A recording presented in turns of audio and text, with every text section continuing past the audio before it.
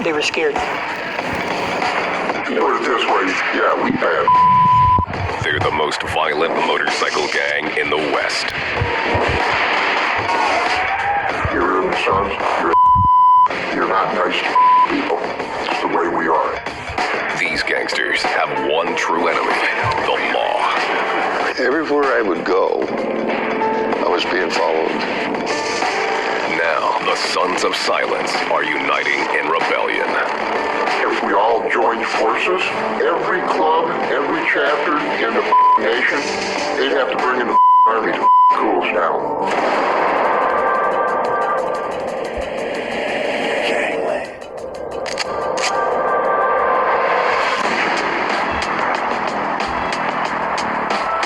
Colorado Springs, Colorado. This is a military town, home to the Air Force Academy and the Army's Fort Carson. It's clean, green, and beautiful. In 2006, Money Magazine named Colorado Springs America's best place to live. But amid the beauty is the outlaw motorcycle gang, the Sons of Silence. There were too many times that I've seen people come up and get in brothers' faces, say, "You guys think you're tough, don't you?" Wrong thing to say. No wonder why they got beat up. The Sons are one percenters, a criminal brotherhood that's proud of its outlaw image. They do not follow society's laws. Types of crimes that the Sons of Silence are involved in over the years has ranged from murder, burglaries, robberies, drug dealing, gun dealing, prostitution, you name it. They've been involved in it. It's all fun one-on-one until you swing in the sun. Nick Nichols, an Army veteran, rode with the Sons for a decade.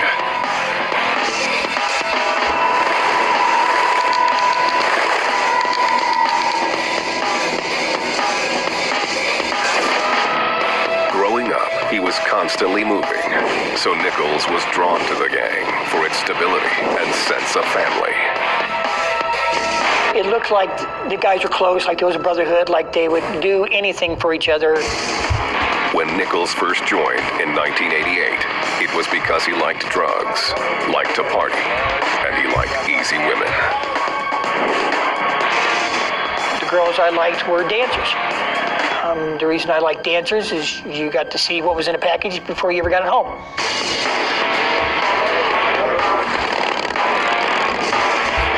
Big Larry asked to have his identity concealed.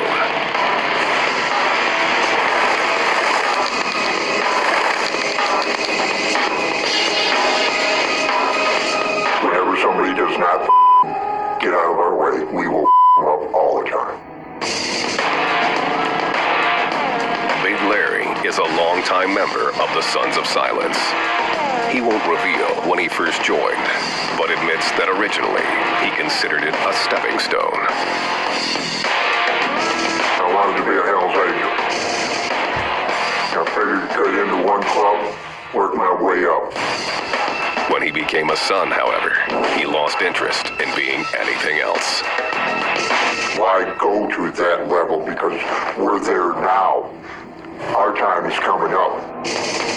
They have 36 chapters worldwide, but the majority of their members live in the western U.S. The Sons are one of the fastest growing motorcycle gangs in the world. Colorado, Iowa, Minnesota, Indianapolis, Illinois, anywhere. Where our territory is us. Us only. We will try to take over. That's what we do. They are pathologically anti-authoritarian. Beat their ass, send them home like a little girl. The Sons are known to traffic in weapons, stolen bike parts, and drugs. The main drug of choice in the club is speed. There were times when I was awake for 3 or 4 days at a shot. We sell a lot of cocaine, but our drug that we sell most of is crystal meth, because that is our money.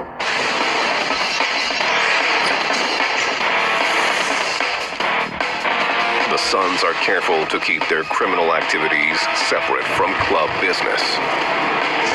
A lot of brothers are pretty secretive about what they got going on. They could be involved. I was by myself. That way I know who's gonna snitch on me.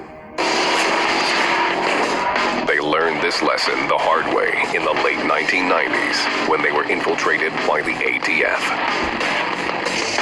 I had a gift for gab, you might say, and I wanted to use that.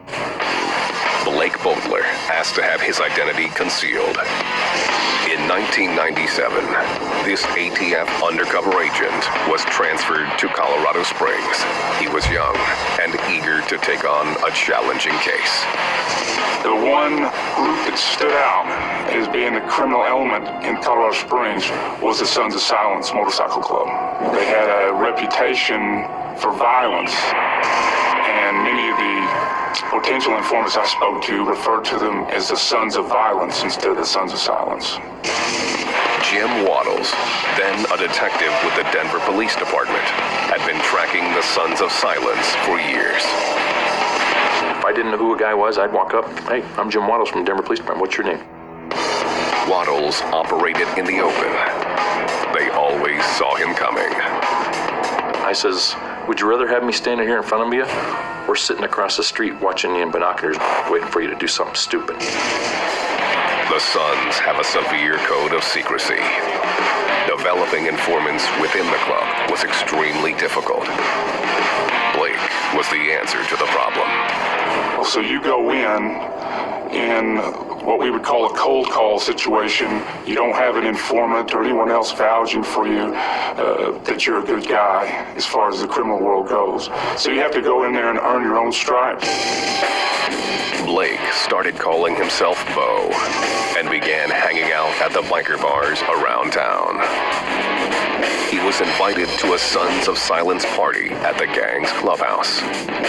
Things were going well until he made a mistake.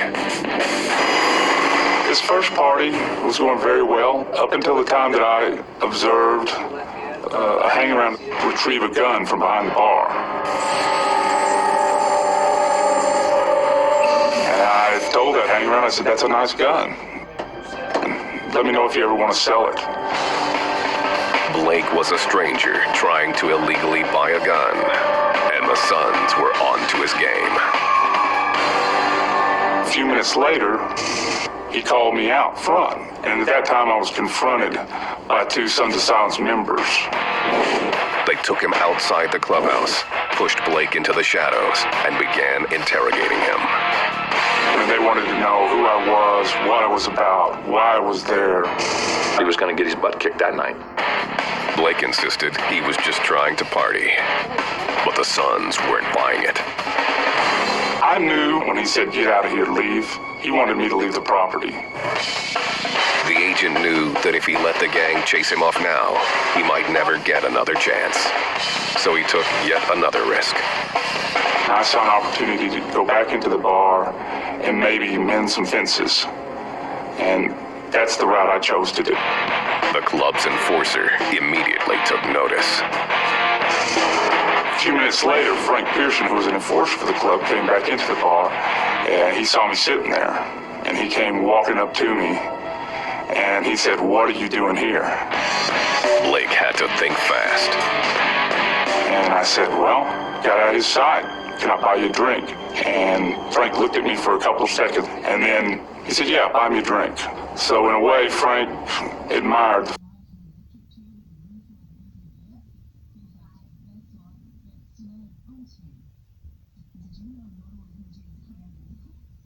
at the Sturgis Biker Rally in South Dakota, the most famous biker gathering in the world. It was the 50th anniversary of the rally, and the outlaws, who rarely attended, showed up in force. We knew the outlaws were there. Everybody was in orders to travel in groups to avoid any kind of conflicts.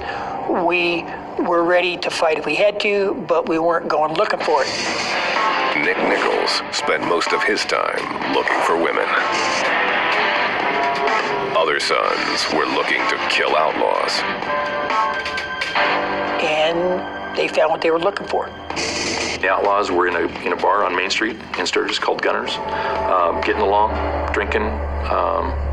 Two Sons of Silence members start to go in, and an outlaw confronts them at the door, says, "Can't come in here." And they basically said, "Yeah, we're coming in."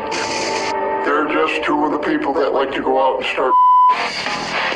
The battle was on. The outlaw was shot, and the two sons were stabbed before fleeing on foot.